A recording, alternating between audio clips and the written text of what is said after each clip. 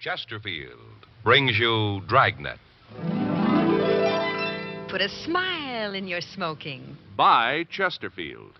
Smoother, cooler, best for you.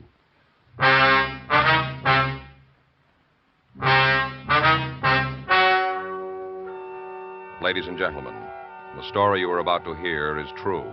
The names have been changed to protect the innocent.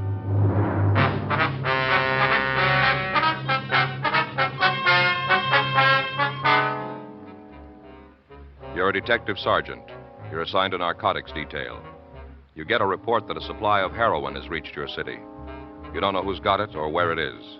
Your job, find out.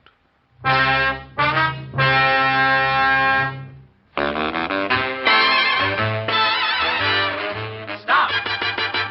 Start smoking with a smile with Chesterfield. Smoother, cooler, milder Chesterfield. Put a smile in your smoking, just give 'em a try. Chesterfield's best for you. They satisfy.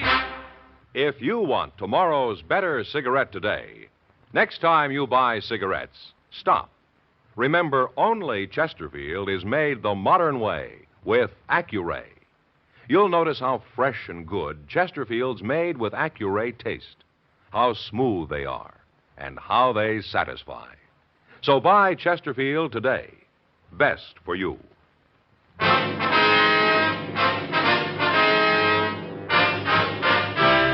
Dragnet, the documented drama of an actual crime. For the next 30 minutes, in cooperation with the Los Angeles Police Department, you will travel step by step on the side of the law through an actual case transcribed from official police files. From beginning to end, from crime to punishment, Dragnet is the story of your police force in action. It was Monday, May 23rd. It was cool in Los Angeles. We were working the night watch out on narcotics detail. My partner's Frank Smith. The boss is Captain Walter. My name's Friday. We were on our way back from questioning an informant, and it was 10:46 p.m. when we got to the First Street Station. Narcotics squad room. You think Bronco's holding out on us? I don't know. Well, if we don't turn something pretty soon, the stuff will be all over town. Yeah. How about a cup of coffee, Joe? Huh? Coffee. You want a cup? Sure, if you got some. Yeah, I brought a thermos from home. Oh. Made it myself the way I like it. You know, strong. Mm-hmm. I got some cups. Wait a minute. You don't need them, Joe. What? Don't need them. I got cups right here on the top of the thermos, 4 of them. It's some gadget, huh? Look at that. Kids gave it to me for Christmas. Of course, Faye probably picked it out. Mm-hmm. Boy, look at her steam. Really keeps the heat in. Yeah. Well, go ahead. Drink up. Thanks. What's the matter? Something the matter? No, you were right, that's all. What do you mean? About it being strong. Oh, yeah. When I want coffee, I want boiled water, buddy. Mm-hmm. Well, this stuff's got some taste to it. It sure has. Well, aren't you going to finish yours? Well, I'm not thirsty right now. Oh. Hey, you know, Joe, I just realized something. Hmm? All these years I've been working with you, it never dawned on me before. What's that? You don't like coffee. Oh, yes, I do. No, you don't, Joe. Not the real genuine articles, stuff they serve in restaurants, drugstores. Or, heck, that's not coffee. It's not, huh? No, this is coffee. Yeah. A little bite to it, a little zing. Yeah. You don't like it? Well, All these years I've been working with a partner who doesn't appreciate good coffee. Well, I guess you learn something all the time. mm-hmm. I Don't get it. finish it if you don't want. Narcotics Friday. Who? Oh, yeah. Yeah, Candy. Mm-hmm. That's right. Are you still at the same place? Sure, I know where it is. What's that room number? Okay. Goodbye. It's Candy Delman. Yeah? You heard we were talking to Bronco tonight. Bronco tell him what it was about? He must have. At least Candy knows we didn't get anywhere. Huh? Says it's our own fault for not going to the right guy. And who's that? Him.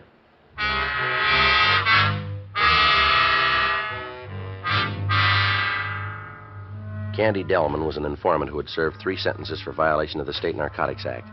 Since his release from prison, he had given police officers several leads to burglary and robbery suspects. Most of his leads had panned out. As far as we knew, Delman was no longer a narcotics user or pusher himself, but in the past he had always refused to give any information on the dope racket.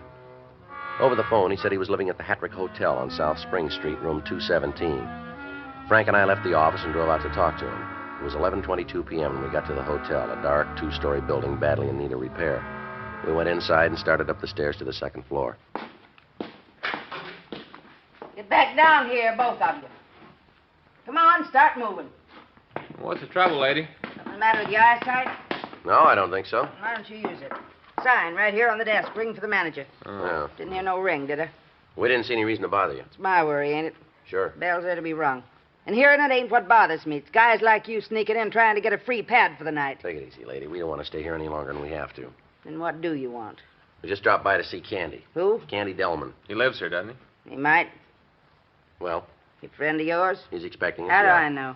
Well, why don't you ask him? Oh, sure. That's all I gotta do. Tramp up and down them stairs from morning till night. Call him to the phone. Give him messages. Done him for back rent. Well, I ain't making no extra trip on account of you. Well, you suit yourself.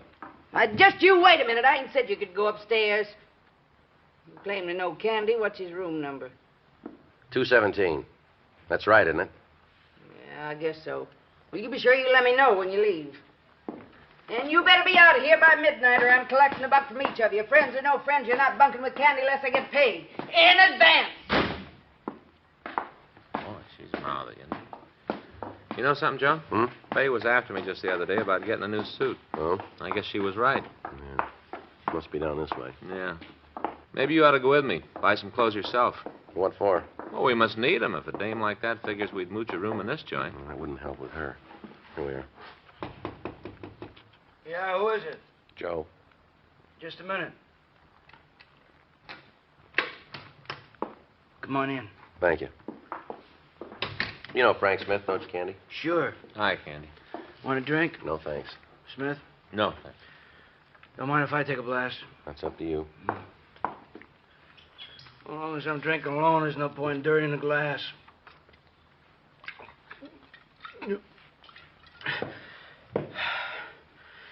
I guess maybe I'm turning into a lush, huh? Is that right? Been hitting the bottle pretty hard lately, since I went off the stuff. That so? Yeah. You guys knew I was off it, didn't you? I ain't even chip you no more. Well, you don't have to sell us, Candy. Well, I ain't selling nobody. I'm just telling you. Mm-hmm. Well, what do you want to see us about? Anybody know you're here? The lady downstairs. You mean the manager of this flea bag? Yeah, I guess that's what she is. Lady, you ask me, them flying saucers must be real. Well, How else would a dame like that get here? Hey, she know you cops. we didn't tell her. You telling anybody else that you're coming to see me? No. Come on, Candy. What's it all about, huh? Well, take it easy. Don't push me.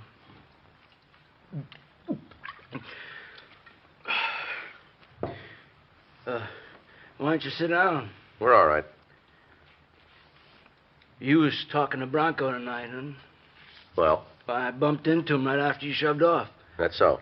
Yeah, asking a mule like him about H, boy, he's lucky if he can turn a couple sticks of tea. We're asking everybody. Didn't ask me. We figured it'd be a waste of time. I've helped you guys before. No, not when it came to the stuff, you didn't. Maybe this is different. Yeah. I always figured a guy gets hooked, that's his own business. He done it himself. Mm-hmm. That's his getting hurt, too, yours truly. Mm-hmm. I've been hooked 3 times, I don't know. Yeah, you should. Guy wants to kick it, it's up to him, too. Mm-hmm. And you can stick him in a joint, send him to the hospital, maybe he'll get rid of the habit for a while, but if he wants to kick it for good, he's got to do it. Mm-hmm. Nobody else. It ain't easy either. Guy's own business is what happens. Whether he goes for a ride or gets off. All right, come on, Candy. What are you getting at here? Horse you're looking for, it ain't just going to guys, boy. You mean kids, too? Yeah. How do you know that? Fella asked me if I wanted to make a buy. I thought I was still shooting caps. What fella? Mm-mm. Come on, we'll stand in front of you, Candy. Well, you take it my way or you don't get it. That means no names. All right, give us the rest of it. Well, like I said, he asked me if I was interested in a buy, and I told him I wasn't. Yeah. He said that was okay with him. He had plenty of other customers. He cut a lot thinner for some of them. A pro like me, I might know the difference. Mm-hmm. Kids just offer the weed, they wouldn't care. He said he was only making me an offer as a favor, you know. Mm-hmm. Did you ever buy from him before? Well, look, Joe, just let me tell it, huh? Go ahead. Well, the way he talked kind of rubbed me the wrong way. Even when I was pushing, I never sold the kids. You know that. Mm. I ain't no saint. I never pushed no kids. It just didn't seem right. Yeah. So when I bumped into Bronco tonight and he told me that you guys were looking for H, well, I figured maybe I owed you a hand. Go ahead. Make you feel kind of funny? What? I never finked on a guy in a trade before. You know that. Well, you're out of it now, aren't you? Yeah, for now. You never know, Joe. 3 times, I've been down. You never know when it's going to happen again. I ain't making no promises, even to myself. Mm-hmm. That's why I ain't never copped out on anything like this before. Sort of like turning myself in. It's good age, too. It's Eastern. Yeah. It's been cut, but it's not too thin. The way you talk, must have, 6, 8 ounces left. The rest of it's been sold. Yeah. He can cut a lot thinner if he wants to. It's dealing with kids. It don't matter, Yeah. Where do we find him, Candy? You ever hear of Walker Drive, Hollywood Hills? We can find it. Well, it's not much of a street. It's just 4 or 5 blocks, dead end. Hmm. Cuts off a Laurel before you get to Mulholland. Well, go ahead. That's it. Well, which house? I didn't say nothing about no house. Maybe he lives there, or maybe he's just going up to make a sale. I don't know. You think he's there now? I didn't ask him for no time schedule. Now, go on, beat it, will you? I want to get drunk.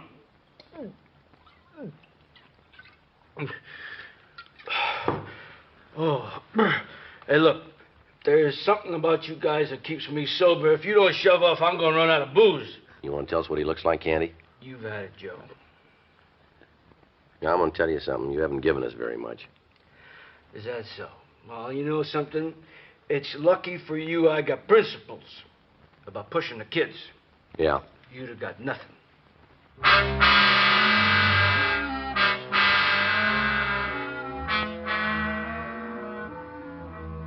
We continued to question Delman, but he refused to give us any further information. 11:46 p.m., Frank and I left the Hattrick Hotel, and we drove up into the Hollywood Hills. We turned off Laurel Canyon onto Walker Drive. The street was only 5 blocks long, and there were approximately 20 houses on it. 12:22 a.m., we pulled up at the corner of Walker and Laurel, where we'd be able to notice anybody who turned into or out of the drive. 1:06 a.m., a man approached a Chevy convertible parked across the street from us. We knew he'd walked down from one of the houses on Walker, but we hadn't been able to determine which one. He passed under a street lamp, and we recognized him as Sam Free, a known narcotics user and suspected peddler. Hold it, Sam. Huh? Right where you are. Hold it up. Oh, sure. Sure. Turn around, Sam. Put your hands against the side of the car. Yeah. He's clean. You guys know me. I don't carry nothing. Mm-hmm.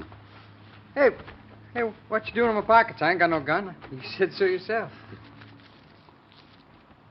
Now, where the heck did that come from? Why don't you tell us? That's the stuff jar. This all you got, Sam? Well, is it? Yeah. You're coming up in the world, aren't you? What do you mean? A couple of months ago, all we had you pegged for was a user and a small-time pusher. It's a lot of H. Where'd you get it? Oh, now, you know better than that. You're in trouble, Sam. Okay, you found the stuff for me. That means I'm going to do some time. A lot of time. Well, whatever it is, I'd just as soon be in one piece when I come out. Who's the car belong to, Sam? What car? This one right here. Huh? You were getting into it, Sam. Was it? I'll give it a check. Okay. All right. It's my car, so what? I'll still check it. Who fed you? What? To where I was. You're not hard to find, Sam. Yeah? You've been looking for me over 3 weeks now. And so? Only you didn't know I was the guy you were after. Thank you. For what? For telling us when the H got into town. A lot of good it'll do. Mm-hmm. Another day I'd have been clean. You wouldn't have found none of it. Yeah? My own fault trying to get a good price. I should have taken what was offered. It's the real stuff, though. A man don't like to give it away. Mm-hmm. Joe. Got something? Yeah. Take a look in the back seat. Bunch of sweaters. Look like cashmeres. I bought them for my girl. It's her birthday. There must be some girl. Yeah. At least 40 sweaters there, Joe. Yeah? In all different sizes.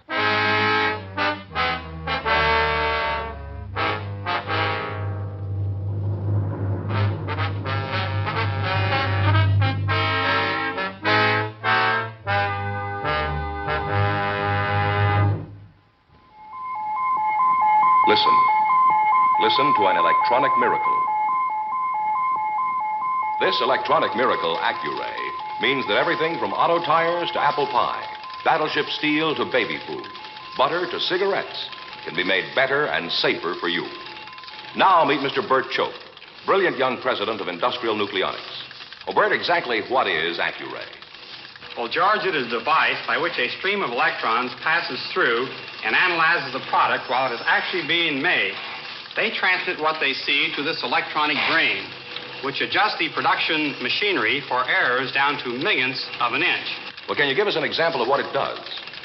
Sure, take this piece of steel. How thick would you say it is? Oh, about as thick as the cellophane from a pack of Chesterfields. Accuray has made it possible to roll that steel accurately 1/10,000th of an inch thick. It takes 10 of these to equal the thickness of a sheet of cellophane. That's amazing. Now let's get back to the pie and the baby food. Will Accuray bake a pie and tend the baby? Well, not quite yet, George. But because this electronic control can improve shortening texture, for instance, your wife can bake a more delicious pie. And because Accuray can make baby food more uniform, that food will be more digestible for your baby. One more question, one that so many people ask me. How does Accuray make Chesterfield a better cigarette than was ever possible before? Every cigarette made with Accuray control contains a more precise measure of perfectly packed tobaccos. So Chesterfield smokes smoother, without hot spots or a hard draw. And that's why Chesterfield tastes so much better. And I guess that's why you smoke them yourself, Bert. You see, I know what Accuray can do. Well, there's your answer. If you want tomorrow's better cigarette today, next time stop. Remember, only Chesterfield is made the modern way with Accuray. Best for you.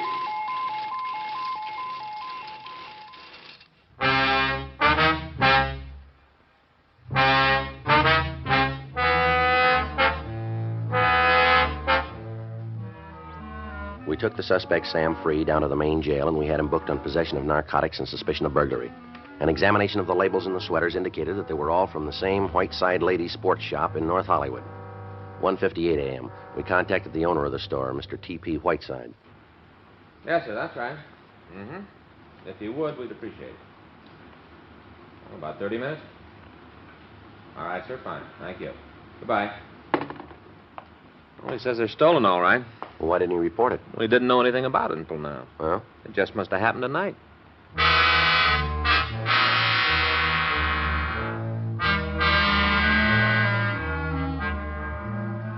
"2:22 a.m. Frank and I met Mr. Whiteside at his sportswear shop on Lankershim Boulevard.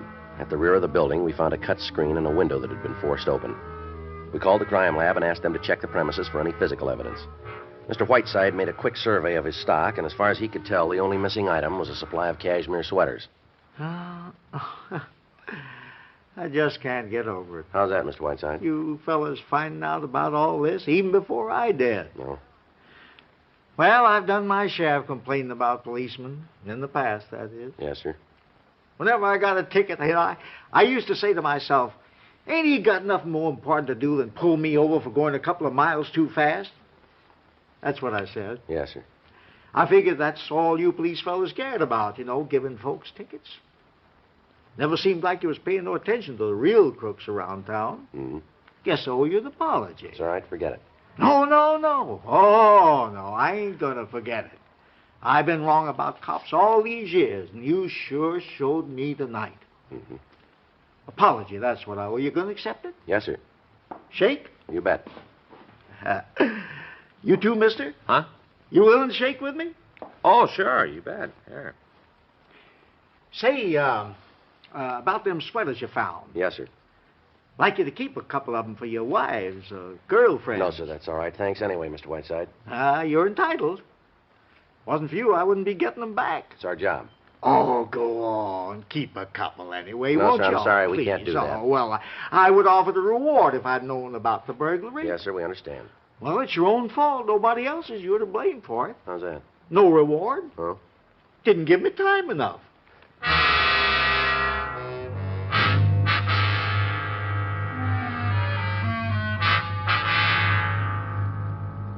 4:05 a.m. The crew from the crime lab reported that there was no physical evidence at the store. Frank and I went off duty. The next afternoon, May 24th, at 4:16 p.m., we checked our weapons at the booking counter of the city jail, and we asked to interview the prisoner, Sam Free. The booking sergeant told us he was in cell 104. Yeah? Free in 104. Okay. Free in 104 for interview. Free for interview.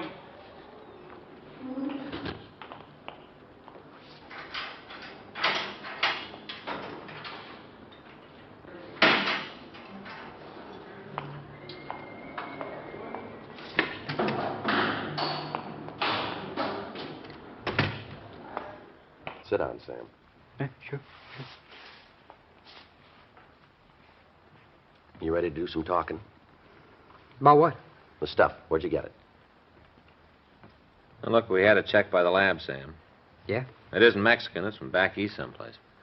No kidding. Okay, I got it from back east. I sure don't want to louse up your scientific cats by saying different.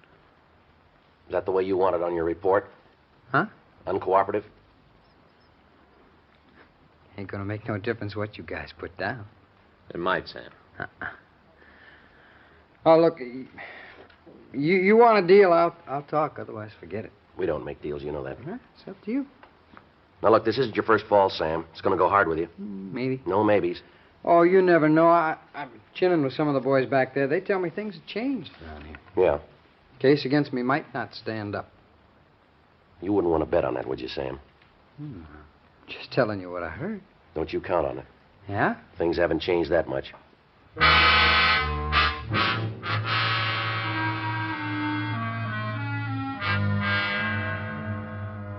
4:31 p.m. Frank and I went over to the Hall of Justice to file a complaint against Free. We talked to Deputy District Attorney Don Avery in the complaint department and gave him a complete statement of facts concerning Free's arrest. Is that it? Yeah, that's it. Everything that happened? Yeah. Why? What's the matter, Don? Something wrong with this case? I don't know yet. Well, Free himself said it might not stand up. We figured he was just talking. Yeah. We got the H, the stolen sweaters. What more do you need? Let me ask you a couple of questions. Sure. Now, give me the same answers you'd give in court if you were under oath. All right. Free was beside this car when you stopped him, is that right? That's right. Did you place him under arrest before you searched it? Well, did you? Well, not in so many words. What do you mean? Well, we knew he was a hype. He knew we were cops. He could have figured that out. But you didn't say you're under arrest in those words. No, I don't think I did. Smith? Well, Don, we didn't have anything to arrest him for, not until after we found the H. Mm-hmm. Did you have any reason to suspect he was carrying dope? Well, like I said, he's a user. Yeah. That he was in the neighborhood. We knew somebody around there was carrying it. Well, then you weren't looking for Free in particular. Well, no. The way I get it, the burglary hadn't been reported yet, is that right? That's right. So finding the sweaters was a surprise. Yeah, it sure was. Well, we'll file on them. It may not stick. What are you talking about, Don? The evidence. Well, what's wrong with it? The way you got it. What? You heard about the exclusionary ruling, didn't you? Yeah. Yeah, Skipper had an assembly on it. Well? Look, Don, we're not lawyers. We're cops. Sure. Well, here's the way it operates. Evidence obtained by illegal search or seizure can be thrown out of court. Simple as that. Yeah? Federal government has the same ruling. Most of the states don't. We never have until now. Before, if a policeman committed an illegal search or seizure, he could be prosecuted. Lots of times he was. Uh-huh. But the evidence could still be used at the suspect's trial. Yeah. Doesn't work that way anymore. No? Well, look, maybe I'm just thick, Don, but it seems to me the only guy who's better off's the criminal. That's how I see it, too. Mm. Well, all right, now look. Suppose we do pick up a guy. Maybe we aren't right, but we think we're onto something. If he's clean, he's not out anything except a little time and trouble. Yeah. And if he isn't, we got some evidence. Not anymore, you haven't. Yeah, well, this just don't make sense to me. Well, what are we supposed to do from here on in? You want to make a search, you got to get the guy's permission, or put him under arrest first, or have a valid search warrant. Otherwise, it's illegal. Your evidence may not hold. Let me have that again. If you want to make a search, you got to get the guy's permission, or put him under arrest first, or have a valid search warrant. Otherwise, it's illegal. Well, now let's take Free, for instance. Yeah? We didn't have anything to arrest him on. As for getting his permission to search, well, I got a big picture of that. Mm-hmm. There was no way of getting a search warrant drawn, Don. We didn't even know what we were looking for. Well, that's the way it's got to be from here on in. Every time? Well, there might be some exceptions. I don't know. It's up to the courts to decide. Well, what if we're after somebody, a guy who's heavy? Yeah? Let's take a killer, maybe, so we want to break in. We supposed to ask him if it's all right if we break in? You can get a warrant. Yeah, well, maybe we don't know who he is. Maybe it's 4 o'clock in the morning. What do you do then? When it comes up, you'll get an answer. Well, let's come up right now. What? We got a dope pusher here. He's been selling H to kids. We got him made, dead to rights. Burglary, too. Now, you say he's going to get off. I didn't say for sure. Well, I don't even like to hear a maybe, not in a case like this. It's the best I can do, Joe. I didn't hand down the ruling. If you'd arrested him first, that'd be different. Yeah, and if he hadn't been carrying, he could have slapped a suit on us for false arrest. Only thing I can tell you, get a warrant, get permission, or arrest him first. Yeah, well, there's only one thing I'm going to tell you. It's not going to work. Maybe not. So just what do? Go back to pounding beats? Is that it? Look, I said we might not be able to make it hold up in Free's case. If we can't, you'll get him sooner or later. You've got him pegged. Next time, get to him so it'll stick. Well, don't worry about it. We will. Well? Tell me one thing, Don, before we do. Yeah? How much more stuff is this guy going to peddle?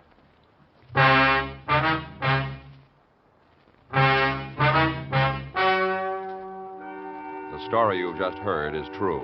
The names were changed to protect the innocent. On May 30th, the preliminary hearing was held in Division 4, Municipal Court, in and for the County of Los Angeles. In a moment, the results of that hearing. Now, here is our star, Jack Webb. Thank you, George Fenneman. Chesterfield, made the modern way with Accuray. I wonder if you realize what that means to you. For the first time, you get a perfect smoke column in your cigarette. A smoother smoke. A cooler smoke than you've ever had before. To put a smile on your smoking, try 'em. Chesterfield.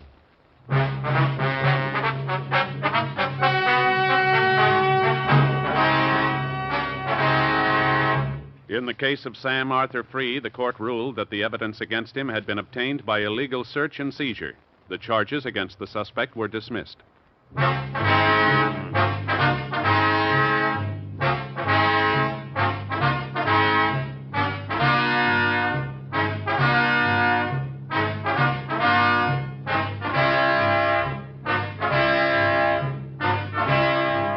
You have just heard Dragnet, a series of authentic cases from official files. Technical advice comes from the Office of Chief of Police W.H. Parker, Los Angeles Police Department. Technical advisors Captain Jack Donahoe, Sergeant Marty Wynn, Sergeant Vance Brasher. Heard tonight were Ben Alexander, Virginia Gregg, Jack Crucian, Herb Ellis, Vic Rodman. Script by Frank Burt. Music by Walter Schumann. Hal Gibney speaking. Watch an entirely different Dragnet case history each week on your local NBC television station. Please check your newspapers for the day and time. Chesterfield has brought you Dragnet, transcribed from Los Angeles. This is it, L&M filters. It stands out from all the rest. Miracle tip, much more flavor. L&M's got everything. It's the best. No other cigarette gives you L&M's assurance. Assurance that it is best. L&M's got everything. Superior taste, superior tobacco, superior filter. Buy L&M today. Most of you are Gunsmoke radio fans, and many of you have written to the makers of Chesterfield and L&M filters, asking them to put Gunsmoke on television, too. Here's the good news. Gunsmoke is going on TV starting Saturday night, September 10th. If you enjoy Gunsmoke on radio, we're sure you'll go for Gunsmoke on TV. Now, television will have an authentic adult Western, the Gunsmoke you know on radio. Remember, Saturday night, September 10th, Gunsmoke on TV. Check your local listings for time and station.